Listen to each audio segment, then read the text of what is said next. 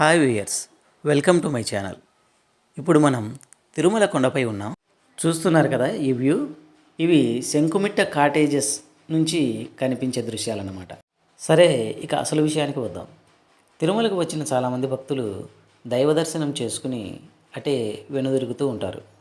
అయితే దైవ దర్శనంతో పాటు మనం చూడాల్సిన ప్రదేశాలు ఎన్నో ఉన్నాయి. ఆకాశగంగా, పాపనాశనం లాంటి తెలిసిన ప్రదేశాలు అందరూ వెహికల్స్ వెళ్తూ ఉంటాయి కాబట్టి అక్కడికి వెళ్తుంటారు. వీటితో పాటు చాలా తక్కువ మంది వెళ్ళే ప్రదేశం ఒకటి ఉంది. అదే శిలాతోరణం. ఈ వీడియోలో ఆ శిలాతోరణాన్ని ఎక్స్ప్లోర్ చేయబోతున్నాం. చూడండి.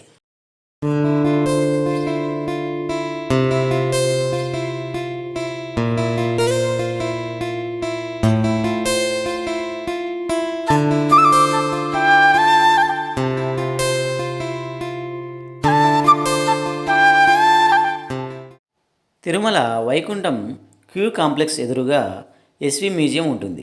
ఆ ఎస్వి మ్యూజియం నుంచి స్ట్రైట్గా వస్తే ఇలా ఒక బోర్డు మనకు కనిపిస్తుంది. శిలాతోరణం శ్రీవారి పాదాలు వెళ్ళే దారి అన్నమాట. మనం నడిచి వెళ్ళాలనుకుంటే ఈ పక్కనే ఉండే మార్గం ద్వారా మనం పైకి వెళ్ళవచ్చు. ఇక్కడ నుంచి 1-1.5 కిలోమీటర్ల దూరంలోపు ఈ శిలాతోరణం అనేది ఉంటుంది. ఇక్కడ ఏదో కన్స్ట్రక్షన్ జరగడం వల్ల దారి కొంచెం బాగాలేదు. ఇదే శిలాతోరణం ఎంట్రన్స్. ఎంట్రన్స్ ఫీజు ఏమి ఉండదు, ఉచితంగానే దర్శించవచ్చు. చూస్తున్నారు కదా ఈ గార్డెన్ ఎంత అందంగా ఉందో. ఇక్కడ విశేషం ఏంటంటే ఇక్కడ కొన్ని రాళ్లను నిలిపారు. ఆ రాళ్లపైన చాలా న్యాచురల్గా సహజత్వం ఉట్టిపడేటట్టుగా ఎన్నో శిల్పాలు చెక్కారు. ఇక్కడ స్ప్రింక్లర్స్ను ఉపయోగించి నిరంతరము నీటిని వెదజల్లుతూ ఉండడం వల్ల ఎంతో పచ్చదనం ఉంటుంది, అలాగే చల్లదనం కూడా ఉంటుంది. ఈ ప్రాంతాన్ని 1980 ఆ ప్రాంతంలో జియాలజిస్టులు కొన్ని తవ్వకాలు జరుపుతూ కనుగొన్నారు. 2 వేరువేరు రకాల రాళ్లపై ఒక సన్నని వంతెన ఉండడాన్ని వారు గమనించారు. ప్రకృతి కోత కారణంగా ఏర్పడిన ఈ శిలా తోరణం వయస్సు 25 లక్షల సంవత్సరాలు ఉంటుందని అంచనా.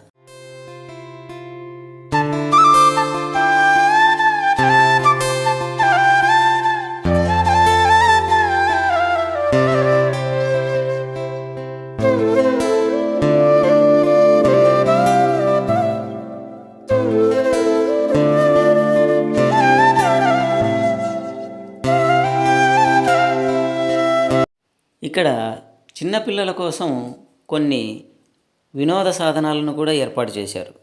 పిల్లలున్నవారు రోజంతా కాలక్షేపం చేయొచ్చు. ఇది పిల్లలకే కాదు, పెద్దలకు కూడా మంచి కాలక్షేపం అందించే ఉద్యానవనం. సెల్ఫీలు, ఫోటోలు దిగడానికి ఎన్నో బ్యూటిఫుల్ లొకేషన్స్ ఇక్కడ ఉన్నాయి. ఇది శిలాతోరణం వెనకవైపు ప్రాంతం.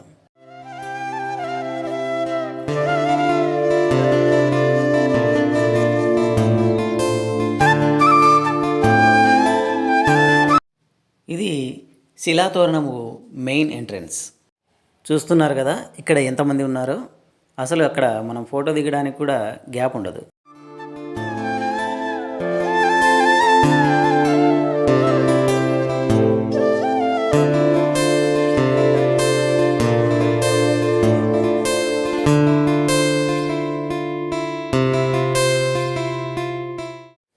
చూస్తున్నారు కదా ఇదే శిలాతోరణం. 25 లక్షల సంవత్సరాల నాడు ఏర్పడిందని కొందరు, కాదు 160 మిలియన్ సంవత్సరాల క్రితం ఏర్పడిందని మరికొందరు చెప్తుంటారు. ఇది 3 మీటర్ల ఎత్తు, 8 మీటర్ల వెడల్పు ఉంటుంది. ఈ శిలలను శాస్త్ర పరిభాషలో కడప క్వార్ట్జైట్ శిలలు అని పిలుస్తారు. డిఫరెన్షియల్ ఎరోషన్ అనే ప్రక్రియ ద్వారా ఈ శిలాతోరణం ఏర్పడిందని చెప్తారు. అంటే వర్షం వచ్చినప్పుడు కానీ, వరద వచ్చినప్పుడు కానీ అక్కడ ఉన్న మెత్తని పదార్థం అంతా కొట్టుకుపోయి గట్టి పదార్థం మిగిలితే ఏర్పడిందే ఈ శిలాతోరణం అని చెప్తారు. ఇక ఆధ్యాత్మిక పరంగా చూస్తే వెంకటేశ్వర స్వామి మొట్టమొదట శ్రీవారి పాదాలు అనే చోట మొదటి పాదం మోపాడని, ఆ తర్వాత 2వ పాదం ఈ శిలాతోరణం దగ్గర మోపి మరి 3వ పాదము ఇప్పుడు స్వామి ఉన్న ప్రదేశంలో నిలిపాడని భక్తుల నమ్మకం. న్యాచురల్ ఆర్చ్ అంటే శిలాతోరణం ఇలాంటిది దేశంలోనే ఎక్కడా లేదు. అలాగే ఆసియా ఖండంలో కూడా మనకు ఎక్కడా కనిపించదు. కేవలం ప్రపంచంలో 3 ప్రాంతాల్లో మాత్రమే ఉన్నాయి. ఇక్కడ ఒకటి, మరొకటి అమెరికాలో, అలాగే బ్రిటన్లో కూడా మరొకటి ఉంది. ఇక్కడ ఒక చిన్న సైజు పక్షుల ప్రదర్శనశాల కూడా ఉంది. మనం ఎప్పుడు చూడని కోళ్ళ జాతి ఒకటి ఇక్కడ మనకు కనిపిస్తుంది. చూడండి, వాటి కాళ్ళకు కూడా ఈకలు ఉన్నాయి.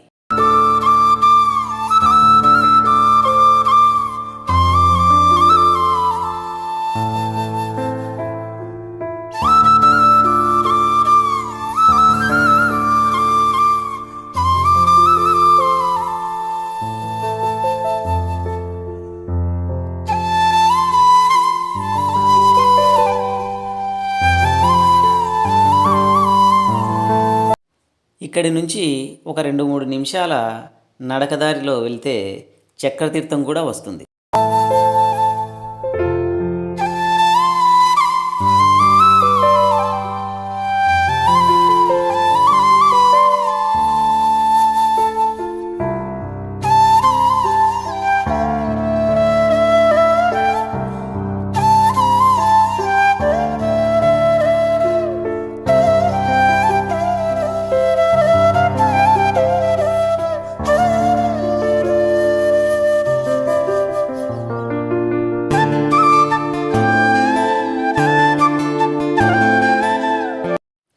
ఇదే చక్రతీర్థం. ఇక్కడ వర్షాకాలంలో ఒక చిన్న సైజు జలపాతాన్ని మనం చూడవచ్చు. ఇప్పుడు ఎండాకాలం కాబట్టి ఆ జలపాతం కనిపించడం లేదు.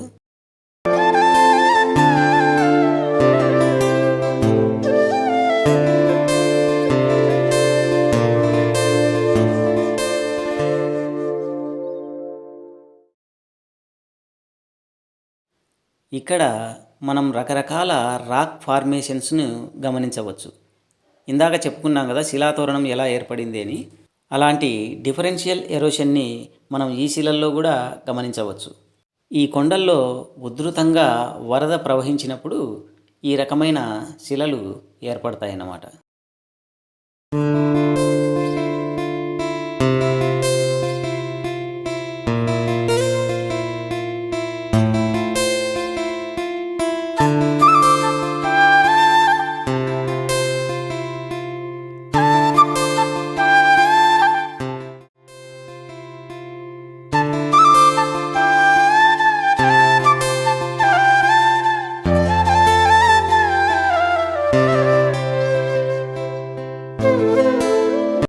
చక్రతీర్థం నుంచి మళ్ళీ మనము శిలాతోరణం ఉద్యానవనానికే తిరిగి వస్తాం. ఇది కూడా ఒక రకమైన రాక్ ఫార్మేషన్.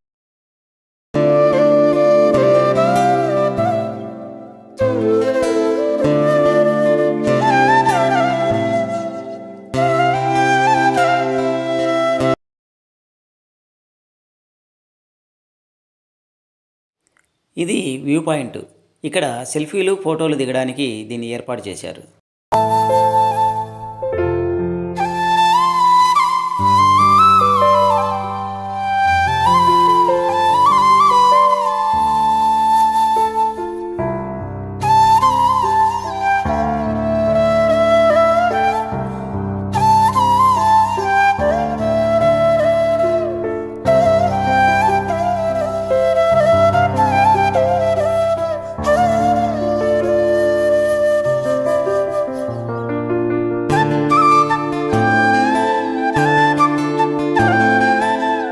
ఓకే వ్యూయర్స్, ఈ వీడియో మీకు నచ్చిందని అనుకుంటున్నాను.